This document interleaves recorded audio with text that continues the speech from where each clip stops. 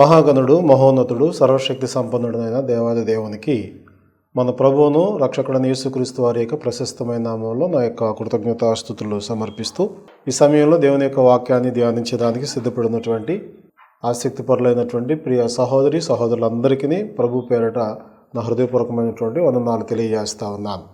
ప్రభునందు ప్రియ దేవుని బిడ్డలారా, ఈ యొక్క ప్రార్థనలను బట్టి దేవునికి కృతజ్ఞతాస్తులు చెల్లిస్తూ అలాగే వాక్యాన్ని నేర్చుకుంటూ బలపడుతున్నటువంటి మీ అందరినీ గమనిస్తూ ఉన్నప్పుడు మేము చాలా సంతోషిస్తూ ఉన్నాము. మా ప్రయాసకు తగినటువంటి ఫలితాన్ని మేము చూస్తున్నప్పుడు అది దేవునికి మహిమార్థమైనటువంటి కార్యంగా భావిస్తూ సంతోషిస్తూ ఉన్నాం. అలాగే ఈ సమయంలో మరి యొక్క వాక్య భాగాన్ని నేర్చుకునేటువంటి ప్రయత్నం చేద్దాం. గతంలో మనం దేవుని యొక్క మనసులో ఉన్నటువంటి సంగతుల గురించి మనం ఆలోచన చేస్తూ ఉన్నాం. దేవుని యొక్క మనసులో అనేకమైన ఆలోచనలు ఉన్నాయని, వాటిలో మరి సంఘాన్ని గురించి కూడా అనేకమైన ఆలోచనలు కలిగి ఉన్నాడని మనం చూస్తాం. గతంలో మనం పరిశీలించినప్పుడు సంఘము అంటే అర్థం ఏంటినని, అలాగే సంఘమును గురించి అసలు ఎవరు ఆలోచన కలిగి ఉన్నారని, ఆ సంఘమును ఎవరు కట్టాలి, ఎప్పుడు కట్టాలి, ఎక్కడ కట్టాలనేటువంటి ఆ నిర్ణయం దేవుడు బయలుపరిచాడని నేర్చుకున్నాము. ఆ తర్వాత మనం గమనిస్తే ఈ సంఘమును భూమి మీద ఎందుకు ఉంచాడు దేవుడు. ఈరోజు మనం ఆలోచన చేయబోయేటువంటి టాపిక్ ఏంటంటే సంఘము భూమిపైన ఎందుకు అనే విషయాన్ని మనం పరిశీలించాలి. మనం గమనించినప్పుడు క్రైస్తవులుగా పిలువబడుతున్నటువంటి అనేక మంది, దేవుని యందు విశ్వాసం ఉంచినటువంటి వారిగా చెప్పుకున్న చాలామంది సంఘములో ఉన్నామని చెప్పుకోవటానికి చాలా గర్వంగా ఫీల్ అవుతారు. అలాగనే ఆ సంఘము వాక్యానుసారమైనదా కాదా అనేటువంటి విషయాలు మాత్రం ఏమాత్రం పట్టింపు లేని వారుగా ఉంటారు.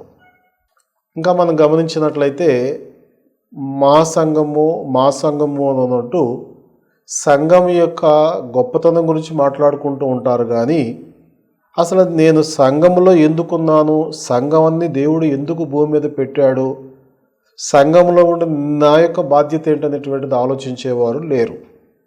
కనుక ఈ రోజున లేఖనానుసారంగా భూమి మీద దేవుడు సంఘాన్ని ఎందుకు ఉంచాడు అనేటువంటి విషయాన్ని మనం పరిశీలించే ప్రయత్నం చేద్దాం.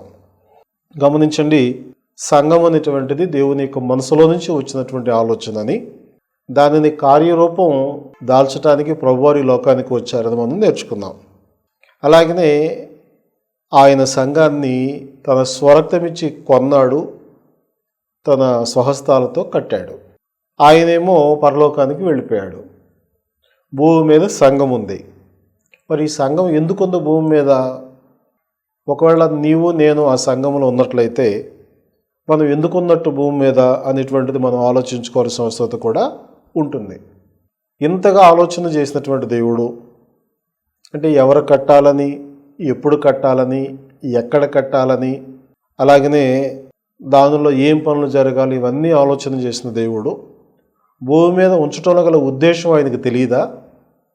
ఒకసారి జాగ్రత్తగా పరిశీలన చేద్దాం.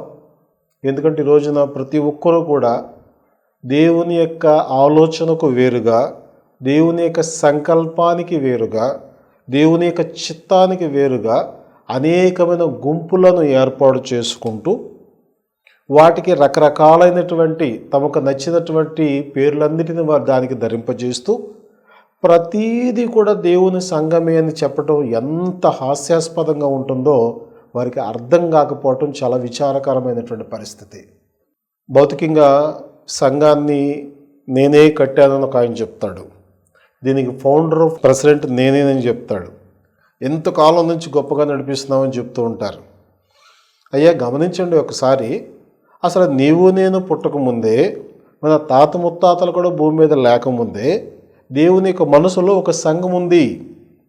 దాని గురించి ఆయన ఎప్పటి నుంచో ఆలోచన కలిగి దాన్ని సిద్ధం చేసి భూమి మీద ఏర్పాటు చేశారు.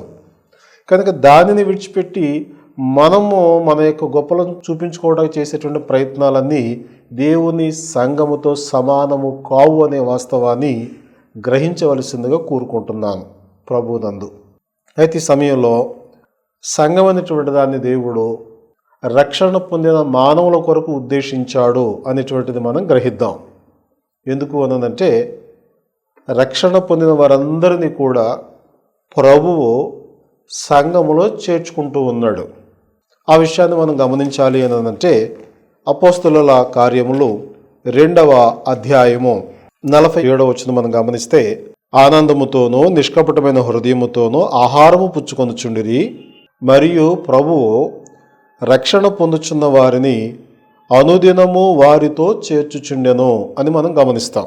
అపోస్తలుల 2:41లో పేతురు యొక్క వాక్యాన్ని విన్నటువంటి అనేకులు లోకములో నుంచి తమను తాము ప్రత్యేకపరుచుకొని బాప్తిసం పొంది క్రీస్తు కొరకు తమ జీవితాలను ప్రతిష్ఠించుకున్నారు.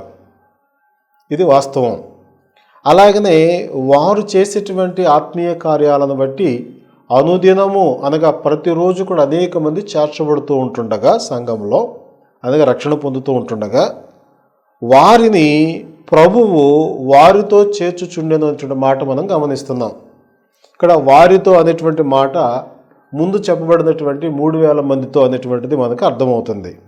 ఈ 3,000 మందిని ఏమన్నారు అని మనం గమనిస్తే సంఘము అని పిలుస్తారు. ఇదే విషయాన్ని మనం ఇంగ్లీష్లో ఒకసారి పరిశీలన చేసినట్లయితే అపోస్తలుల 2:47లో ఏముంటుంది అని మనం గమనించినప్పుడు, 2వ భాగాన్ని చదువుతున్నాను. And the lord added to the church daily such as should be saved అని ఉంది.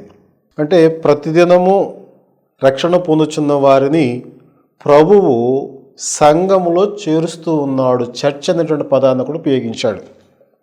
కాబట్టి మనం గమనించాల్సింది ఏంటి అంటే, సంఘం అనేటువంటిది రక్షణ పొందిన వారి కొరకు ఉద్దేశించబడిన ఆత్మీయ గృహము. అది దేవుని యొక్క ఇల్లు. అందులో దొంగలు ఉండకూడదు, దుష్టులు ఉండకూడదు, వ్యభిచారులు ఉండకూడదు, నరహంతకులు ఉండకూడదు, దోచుకుని వారు కానీ, దౌర్జన్యం చేసేవారు కానీ, సాతాను సంబంధులు కానీ దానిలో ఉండకూడదు.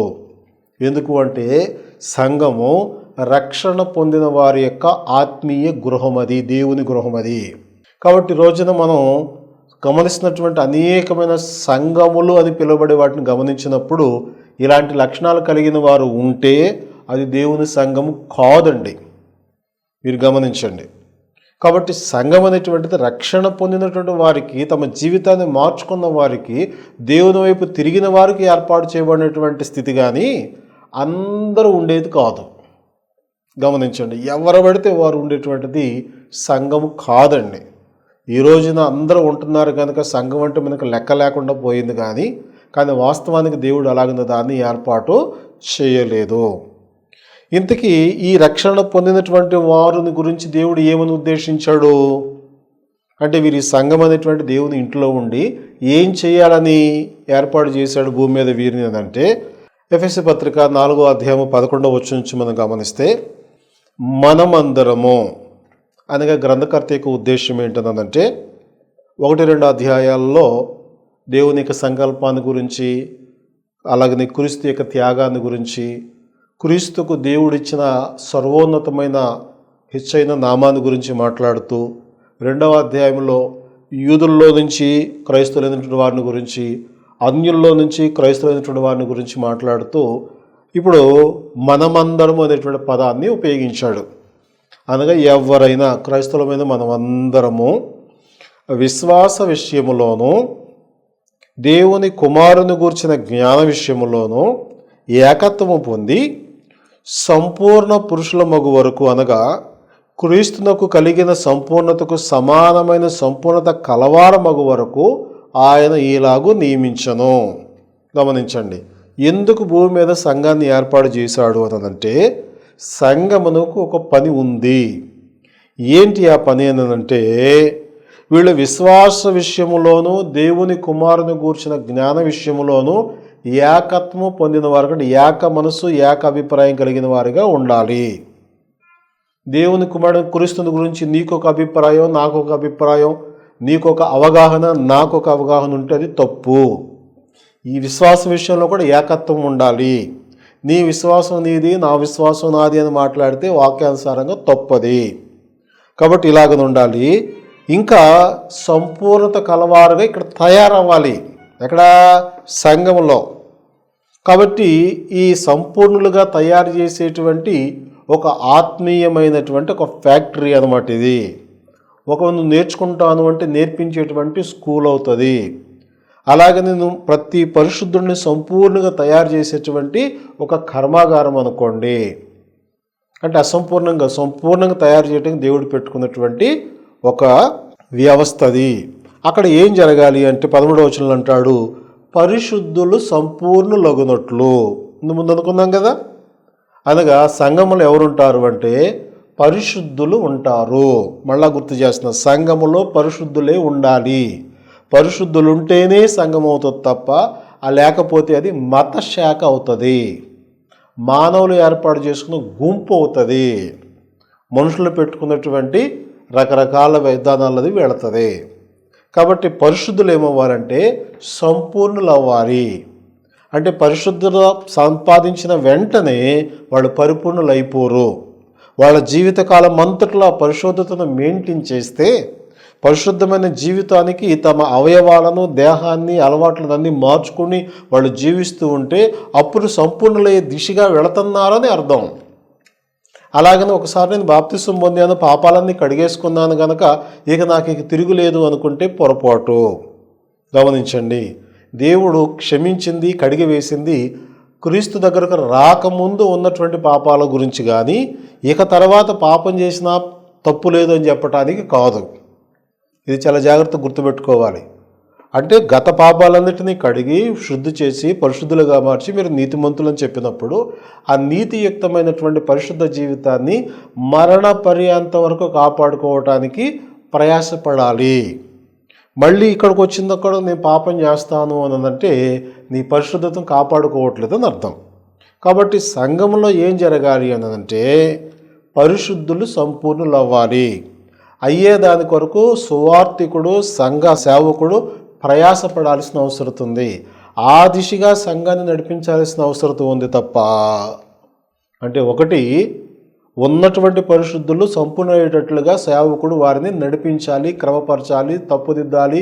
ఇంకా వారు ఏ విధంగా పరిశుద్ధతలో సంపూర్ణులవుతారో దాని కొరకు చేయాల్సిన పనులన్నీ వాక్య పరిధిలో చేయాలి. రైట్, గమనించండి. ఒకవేళ సంపూర్ణలయ్యే స్థాయి లేకుండా ఆ పరిస్థితులు లేవనుకోండి, అది దేవుని సంఘము కాదు, దేవుని మనసులో నుంచి పుట్టుకొచ్చినటువంటి సంఘం అంతకన్నా కాదు అనేటువంటి వాస్తవాన్ని గుర్తు చేస్తూ ఉన్నాను. తర్వాత రెండవది మనం గమనించినప్పుడు క్రీస్తు శరీరము క్షేమాభివృద్ధి చెందుటకును అంటాడు. క్రీస్తు శరీరం అంటే ఏమిటి? సంఘమే.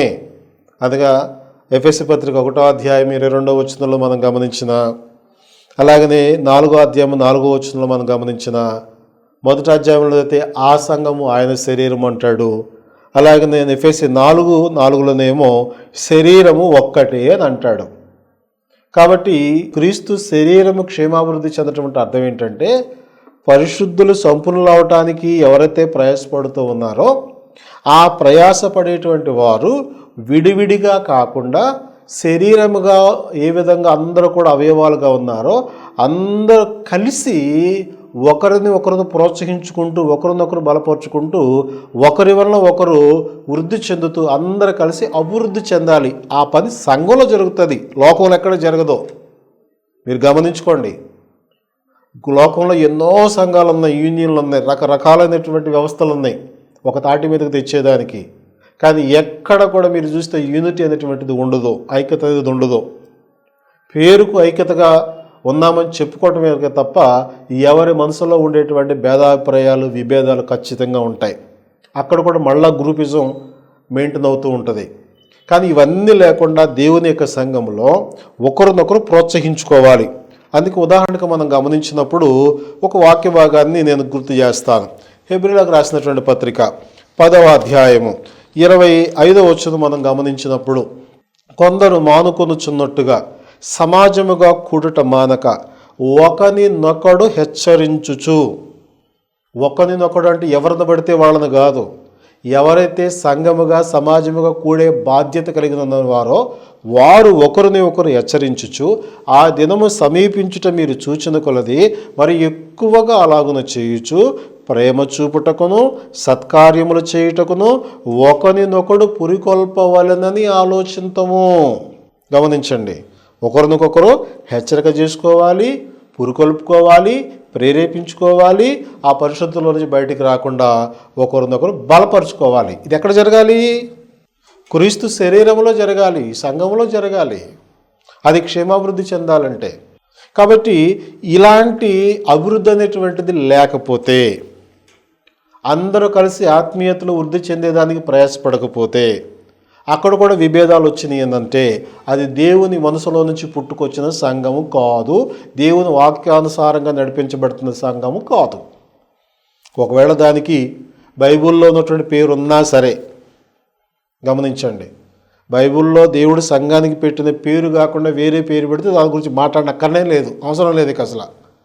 ఒకవేళ దేవుడు చెప్పినటువంటి పేరు పెట్టినటువంటి సంఘంలో ఉన్న వ్యక్తులైనా పరిశుద్ధతను కాపాడుకునే విధంగాను, అలాగే అందరూ కలిసి క్రీస్తులు ఎదిగే విధంగా ప్రయాసపడకుండా ఉన్నట్లయితే అది కూడా దేవుని యొక్క సంఘము కాదు. గమనించాలి. ఎందుకు అంటే సంఘములో ఇవి జరగాలని దేవుడు ఏర్పాటు చేశాడు. దేవుని ఏర్పాట్లు జరిగించకుండా మన యొక్క చిత్తాన్ని జరిగించుకుంటే దేవుడు ఎలా అంగీకరించాలి? ఆయన ఎలా ఒప్పుకోవాలి? కాబట్టి మనం గమనించాల్సింది ఏంటంటే క్రీస్తు శరీరము క్షేమాభివృద్ధి చెందాలి. చెందాలి అంటే ఏం చేయాలి? ఒకరినొకరు హెచ్చరించుకోవాలి, ఒకరినొకరు ప్రోత్సహించుకోవాలి. అందుకని మీరు గమనిస్తే పాటలు పాడే విషయంలో కూడా దేవుడు ఎలా పాడాలో చెప్పాడు, ఎవరెవరు పాడాలో చెప్పాడు, ఏ విధంగా పాడాలో చెప్పాడు. ఇది చాలామందికి తెలియదు. పాటలు పాడటం అంటే పాడటం అంతే. ఒకడు పాటలు వినిపిస్తారు కాదు, సంఘములో అందరూ కలిసి తమ కంఠ స్వరాలతో దేవుణ్ణి స్తుతించి మహింపరచాలి. ఎఫెసీ పత్రిక 5:19 కొలస్సీ పత్రిక 3:17 అదే చెప్తాడు. అక్కడ కూడా మనం గమనిస్తే ఒకనికి ఒకడు. ఒకసారి మనం ఎఫెసీ పత్రిక 5:19-20 చదువుదాము. ఇక్కడ ఏముందంటే ఒకనికొకడు కీర్తనలతోనూ సంగీతములతోనూ ఆత్మ సంబంధమైన పాటలతోనూ హెచ్చరించుచు. ఎవరెవరిది? ఒకడు అందరిని హెచ్చరించండి అన్నాడా? లేకపోతే ఒకనికి ఒకడు హెచ్చరిక చేసుకోండి అంటున్నాడా? ఇవాళ మనం చేసే పని ఏంటి?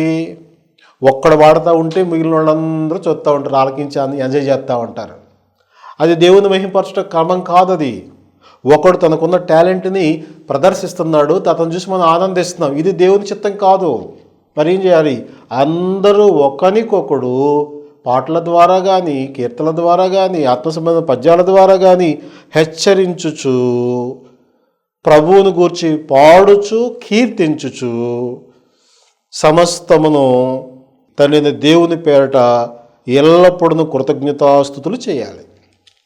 గమనించండి, యేసుక్రీస్తు నామాన్ని బట్టి తండ్రిని దేవునికి స్తుతులు అర్పించినా, హెచ్చరిక చేసినా, బోధించుకున్నా, బుద్ధి చెప్పుకున్నా ఒకరికి ఒకరు చేయాలి తప్ప ఒకడు అందరితో చేసే పని కాదు సంఘంలోది. కానీ ఈరోజున ఏం జరుగుతుంది?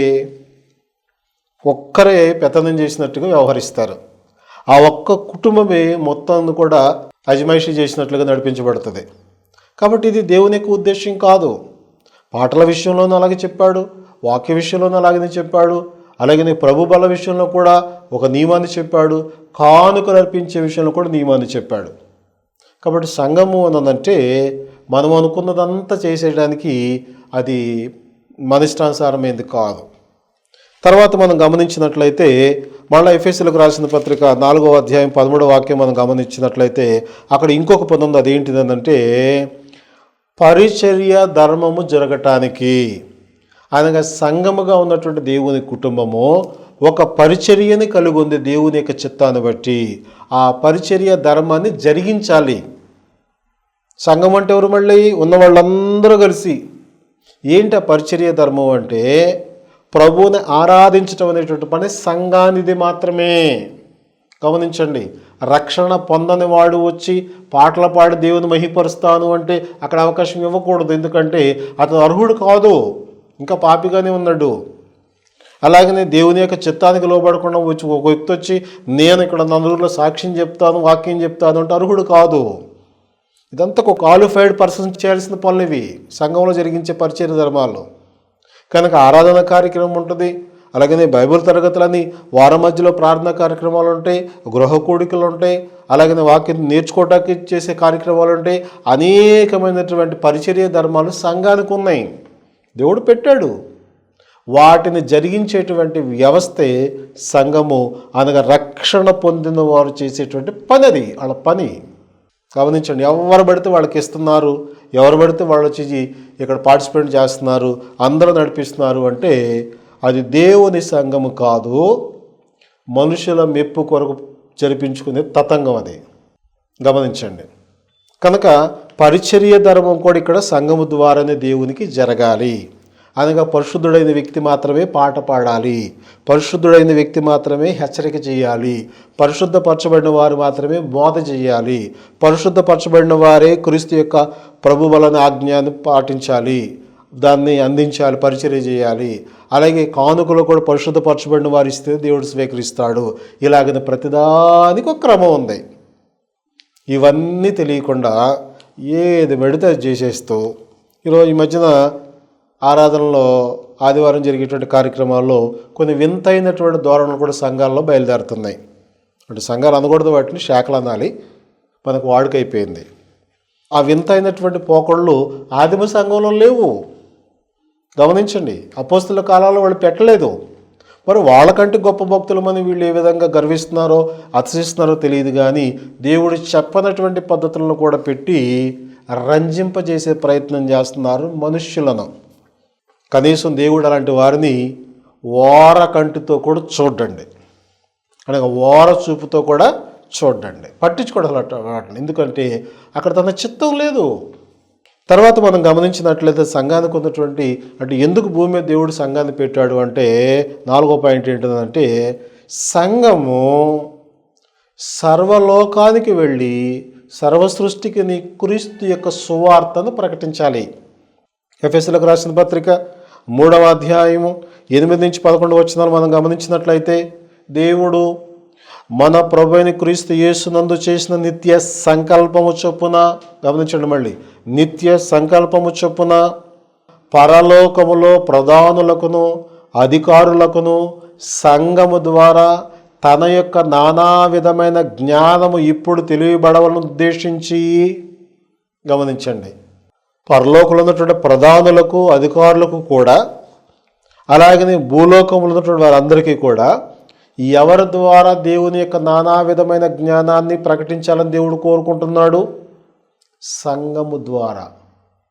అంటే సేవకుడా లేక సువార్థికుని కుటుంబం మాత్రమేనా? గమనించండి, సంఘము ద్వారా అంటే రక్షణ పొందిన వారందరి ద్వారా నానా విధమైన జ్ఞానము తెలియబడాలని అది నాకు బయలుపరిచాడయ్యా, నేను మీకు తెలియజేస్తున్నాను అని పౌలు పరిశుద్ధులకు ఈ పనిని అప్పగిస్తూ ఉన్నాడు. కనుక మీరు గమనిస్తే ఆదిమ సంఘము వారు ఇంటింటా కూడుకునేవారు, అందరూ వాక్యం చెప్పేవారు, ఏ రోజుకు ఆ రోజు కొత్త వాళ్ళు రక్షణ పొందుతూ ఉండేవాళ్ళు. అలాగనే వాళ్ళు అనతి కాలంలోనే వేలకు వేలుగా అభివృద్ధి చెందారు. కారణం ఏంటంటే అందరికీ ఈ విషయం తెలిసింది.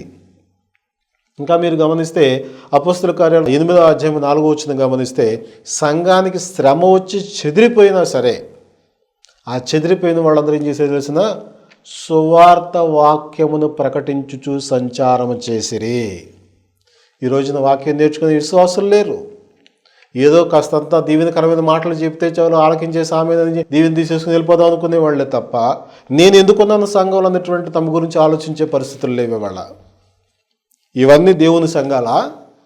దేవుడు అంగీకరించే విధంగానే ఉన్నాయా? గమనించండి.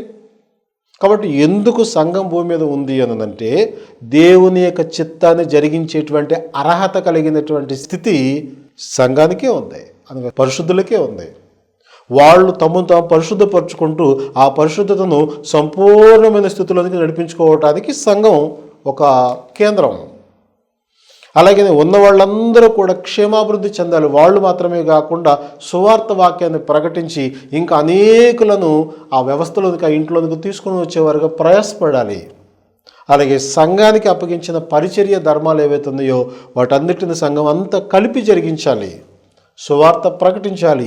ఇవన్నీ జరిగించేటువంటి పని కాకుండా ఒకే కుటుంబం హైలైట్ అవుతుంది.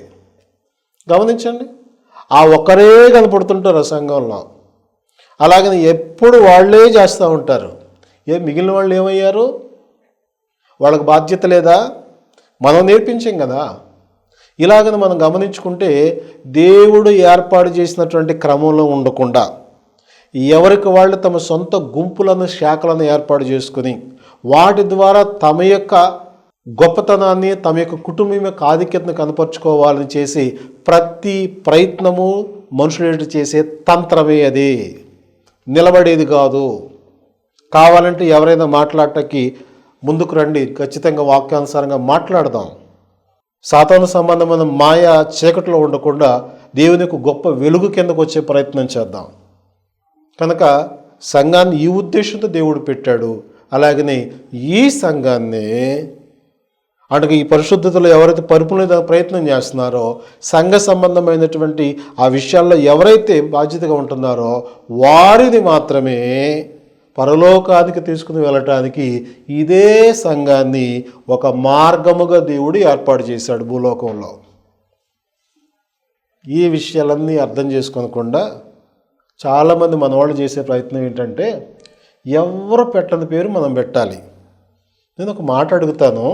ఎఫెసీ పత్రికలోనే 1వ అధ్యాయం మనం గమనించినప్పుడు దేవుడు యేసుక్రీస్తు యొక్క నామాన్ని ఎంతగా హెచ్చించాడు అనంటే 1వ అధ్యాయము 21వ వచనంలో అంటున్నాడు, సమస్తమైన ఆధిపత్యము కంటేను, అధికారము కంటేను, శక్తి కంటేను, ప్రభుత్వము కంటేను ఈ యుగమునందు మాత్రమే గాక రాబో యుగమునందును పేరు పొందిన ప్రతి నామము కంటేను ఎంతో హెచ్చుగా పరలోకమందు ఆయనను తన కుడి పార్శ్వమున కూర్చుండి పెట్టుకొని ఉన్నాడు.